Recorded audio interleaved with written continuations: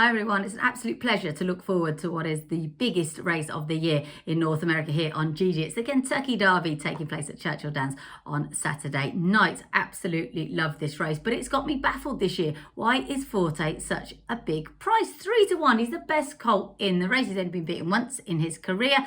Those victories include the Breeders' Cup Juvenile. Last time out, he had far from a smooth trip in the Florida Derby, still managed to win it. His workouts have been good without being absolutely stunning, but he's managed to win grade 1s like that his whole career. This is the best colt in the race. I think that 3-1 is an absolute gift. I don't really understand why the experts aren't picking him. He's drawn a little bit wide. He's at 15, but in a 20-horse field, it could be an awful lot worse.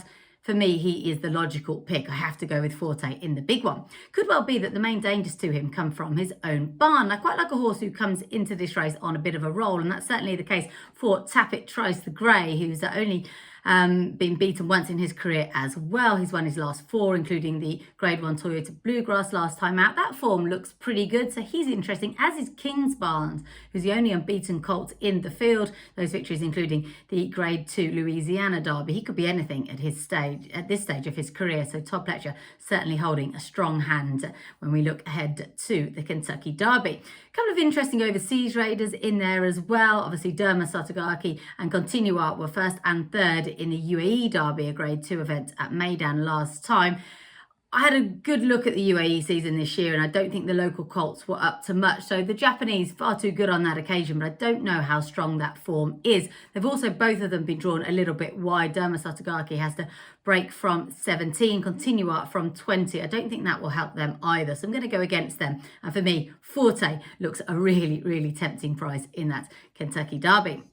On to the undercard, which, as you'd expect for such a big day, is a strong one. The race which precedes the big one is the Grade 1 Bourbon Turf Classic, in which we have defending champion Santine, who prepped last time with a fairly unexciting return. He was 4th in listed company at Turfway Park, but I imagine that run would have put him spot on for this. The horse who beat him on that occasion was called Wolfie's Dynagast, and he goes again here. He's a really nice improving sort, but he's yet to hit the board at anything like this level. In fact, this is his first run in a Grade 1, so that puts me off him.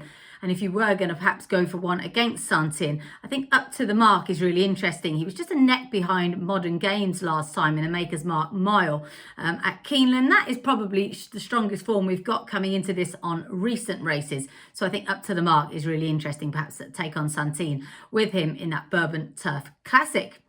Earlier on, over 7 furlongs on the dirt, we have the Grade 1 Churchill Downs Stakes, and this looks really interesting because it sees the return of the very famous Cody's Wish. Of course, it's got that wonderful story associated with him. He's also a horse in the form of his life, or at least he was when we last saw him winning that Breeders' Cup mile. He's 4 from 4 at Churchill Downs as well, which is a massive tick in the box, and he's the best horse in this race. The only possible concern is that this is his first run of the season. He was beaten first out last year. They will probably have bigger aims for him later on this season, including perhaps a return to the Breeders' Cup.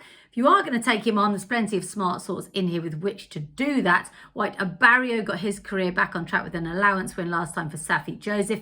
CZ Rocket's an interesting horse. He was 8th last time in the Dubai Golden Shaheen. That form shouldn't be good enough. Does have to go further here as well, stepping back up to the 7.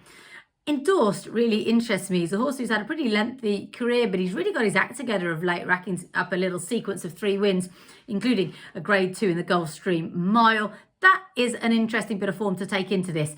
If you are going to take on Cody's Wish, you'd have to be brave to do so. Maybe Endorsed is the one to do that with.